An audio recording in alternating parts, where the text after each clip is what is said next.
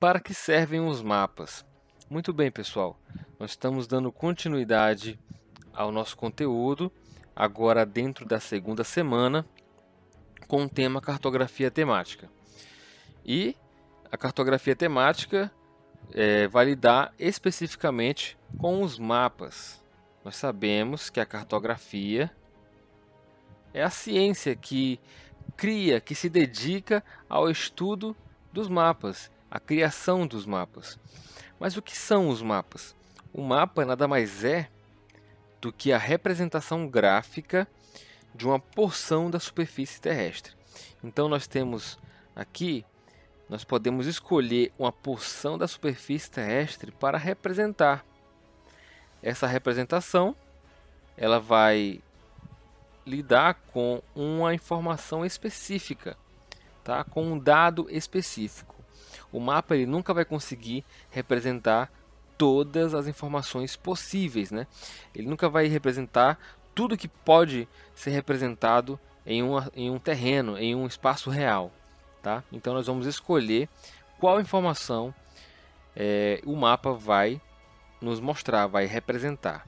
E esse mapa pode ser estar representado em uma folha de papel, na tela do computador e até mesmo, hoje em dia, com o avanço da tecnologia, nos nossos smartphones.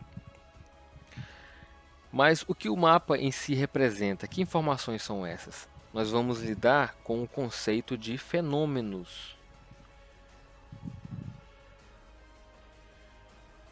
Fenômenos. Esses fenômenos, eles acontecem na superfície terrestre e podem ser sociais ou naturais. Então nós temos que fazer as seguintes perguntas: onde se localizam esses fenômenos? E qual é o fenômeno a ser representado? Certo? Isso remete inclusive ao conceito da disciplina de geografia. A geografia lida com fenômenos sociais, fenômenos naturais, explica esses fenômenos, analisa esses fenômenos, mas acima de tudo ele está localizando esses fenômenos. Onde se localizam os fenômenos e qual é o fenômeno a ser representado, certo? Então, temos aqui um exemplo de um mapa mundi, mas com uma informação específica que foi escolhida para o mapa representar. Nós temos as megacidades, as cidades globais ou as maiores aglomerações urbanas.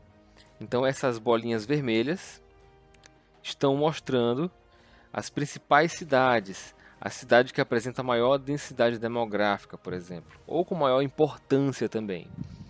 Então nós temos em todo o território internacional a distribuição dos principais centros urbanos. Então essa é a informação específica que esse mapa está trazendo.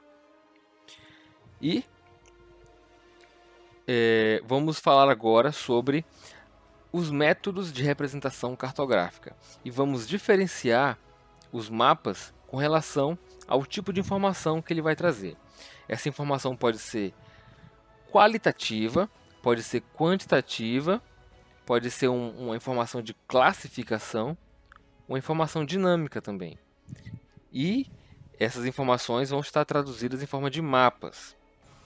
Então, a informação qualitativa ela responde a seguinte pergunta, né? Responde a pergunta o que e representa os diferentes elementos cartográficos como cidades, rios, indústrias, climas, cultivos em diferentes tipos de mapas. Nesse caso aqui, ele mostra a distribuição dos países, os nomes dos países e a sua divisão político-administrativa. Então, é uma informação simples, direta e básica. Nós temos também a informação quantitativa, que responde à dúvida, né, sobre quanto. Indica a ideia de, logicamente, né, quantidade. Expressa valores de menos e de mais. Apresenta uma escala de quantidade, de pouco ou de muito. Nesse caso aqui nós temos o mapa mundi, né, com a renda per capita de cada país. Nós temos aqui representado por essa cor, né, avermelhada, onde a cor mais fraca, a cor mais branda, né, essa cor mais bege, significam os países com baixa renda, e ao passo que a cor vai esquentando, ela vai chegando próximo ao vermelho, esse número cresce e nós chegamos aos países de renda alta. Tá? Isso vai coincidir, logicamente, com os países desenvolvidos. Isso, lógico, tem os países também com média, com a renda média ou média alta, certo? Indo um pouco mais para frente, nós encontramos o mapa de classificação, ou as informações que lidam com a classificação. Esses mapas apresentam informações hierárquicas, ou informações que precisam de classes de divisão. O exemplo aqui é o mapa de vegetação do Brasil. Nós temos diferentes biomas, e esses biomas se distribuem pelo Brasil de forma desigual.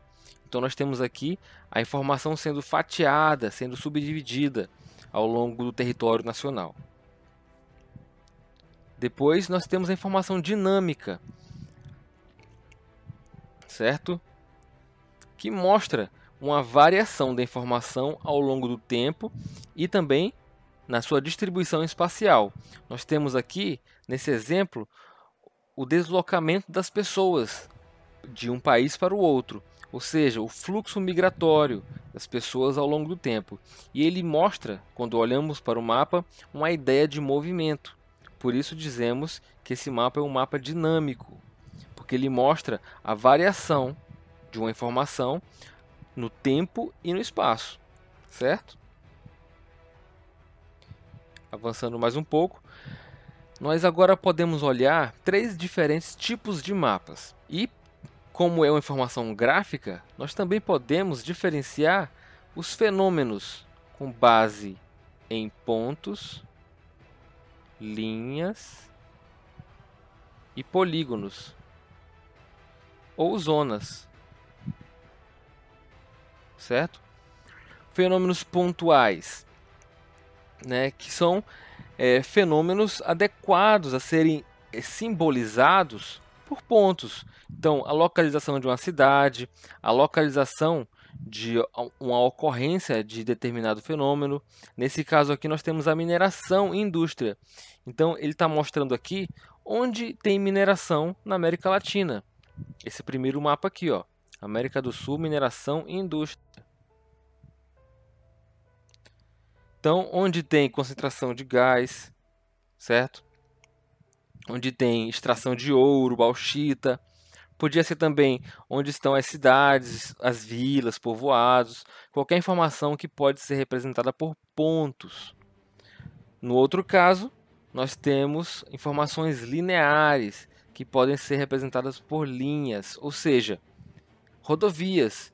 A rodovia, no mapa, como ela está pegando uma grande porção do território, ela só pode ser representada por um elemento gráfico que vai ser a linha. Podia ser também os rios, as estradas vicinais, tá? BR-174, por exemplo, que nós estamos aqui em Roraima. Tá? São informações representadas através de linhas. E informações zonais, ou seja, a separação da informação em diferentes zonas, limites bem definidos, ou polígonos.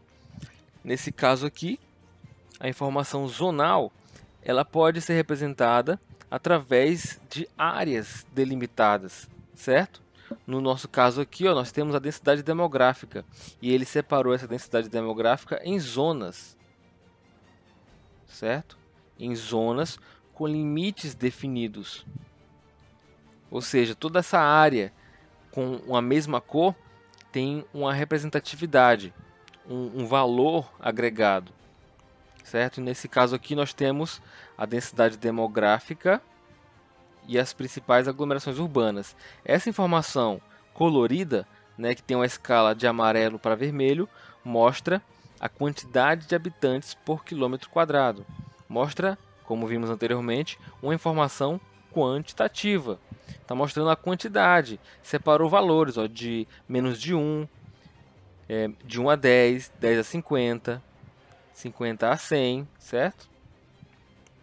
Está mostrando uma informação quantitativa através de zonas, de terrenos delimitados com limites. E mais um exemplo de mapas, pessoal, de fenômenos a serem representados, nós temos aqui as informações com fenômenos, né, dinâmicos. E nos deparamos mais uma vez com o deslocamento de determinada informação ao longo do tempo e do espaço. Nesse caso aqui, rotas de transporte de petróleo. Então, quais são os destinos? Quais são os destinos do petróleo? Ele está mostrando o deslocamento, quais são a origem e o destino dessa informação. Certo, pessoal? Então, nesse caso aqui, desse assunto, nós ficamos por aqui. E acompanhem na apostila também para reforçar esse conteúdo e exercitem na atividade, certo?